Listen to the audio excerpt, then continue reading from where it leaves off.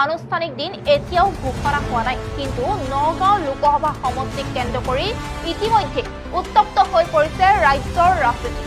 শাসক বিৰোধী উভয় শিবিৰতে এতিয়া নিৰ্বাচনী তৎপৰতা পূৰ্ণগতিত চলিছে। কিন্তু ইয়াৰ মাজতেই বিৰোধীৰ শিবিৰত দেখা পোৱা গৈছে এক নতুন ৰাজনৈতিক মেৰুকৰণৰ ইংগিত। নগাঁও লোকসভা সমষ্টিত উপ নিৰ্বাচনৰ জ্বৰ। বিজেপিক ৰোধিবলৈ সহায় লাগে কংগ্ৰেছক। প্ৰদ্যুৎ বৰদলৈ কংগ্ৰেছ ত্যাগ কৰি বিজেপিত যোগদান কৰাৰ পাছতেই পদত্যাগ কৰিছিল নগাঁৱৰ সাংসদ পদৰ পৰা। ফলত খালী হৈ পৰা এই হাই প্ৰফাইল সমষ্টিটোক পুনৰ উদ্ধাৰ কৰিবলৈ এতিয়া তৎপৰ হৈ পৰিছে কংগ্ৰেছ। আনফালে বিজেপিয়েও নিজৰ প্ৰাৰ্থী তালিকাক লৈ অব্যাহত ৰাখিছে তীব্ৰ চৰ্চা। আনহাতে কংগ্ৰেছৰ প্ৰাৰ্থী কোন হ'ব সেইলৈ অনিশ্চয়তা থকাৰ মাজতেই দেওবাৰে কংগ্ৰেছ নেতা ৰিপুণ বৰাই কৰিলে এক গুৰুত্বপূৰ্ণ বিস্ফোৰণ। ৰিপুণ বৰাৰ স্পষ্ট দাবী, বিজেপিক পৰাস্ত কৰিবলৈ হলে সকলো বিজেপি বিৰোধী শক্তি একত্ৰিত হ'বই লাগিব। যিসকলে বিজেপিক প্ৰতিৰোধ কৰিব বিচাৰে আৰু যদি প্ৰকৃত বিজেপি বিৰোধী হয় তেতিয়াহ'লে যোনে যি পাৰ্টি নকৰক কিয় দেশৰ এই সংকটত সকলোৱে যিটো লাৰ্জেষ্ট পাৰ্টি যিটোৱে বিজেপিক প্ৰতিহত কৰিব পাৰিব তাৰ লগত একেলগ হোৱা দৰকাৰ, তাৰ লগত থিয় হোৱা দৰকাৰ। গতিকে সেইপিনৰ পৰা আমি AIUDFক আমি আহ্বান জনাইছোঁ আৰু আমি চেয়াৰমেন আলী TMCকো আমি আহ্বান জনাইছোঁ, যদি আপোনালোক সঁচাকৈ বিজেপি বিৰোধী এই উপ নিৰ্বাচনত প্ৰমাণ কৰি দেখুৱাওক, আপোনালোকৰ কাৰ্যৰে তাক প্ৰমাণ কৰি দেখুৱাওক।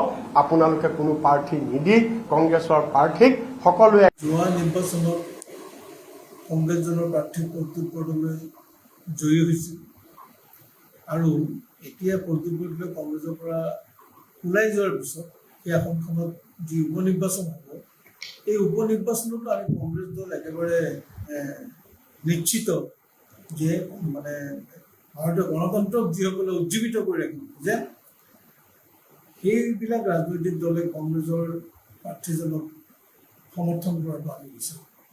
কাৰণ যিকোনো কাৰণতে নহওক এই নিৰ্বাচনটো মূলতঃ বিজেপি বিৰোধী এটা নিৰ্বাচন হ'ব।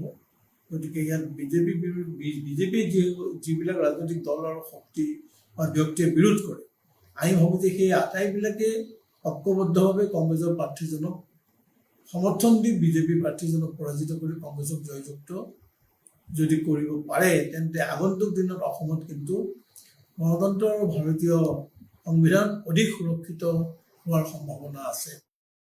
বদৰুদ্দিন আজমল আৰু চেয়াৰমেন আলী আহমেদৰ সহায় লাগে কংগ্ৰেছক। উল্লেখযোগ্য যে ৰিপুণ বৰাই কেৱল বদৰুদ্দিন আজমল আৰু চেয়াৰমেন আলী আহমেদক আহ্বান জনাই ক্ষান্ত থকা নাই, তেওঁ মুকলিকৈয়ে সহায় বিচাৰিছে AIUDFৰ মুৰব্বী বদৰুদ্দিন আজমল আৰু তৃণমূল কংগ্ৰেছৰ নেতা তথা বিধায়ক চেয়াৰমেন আলীৰ পৰা।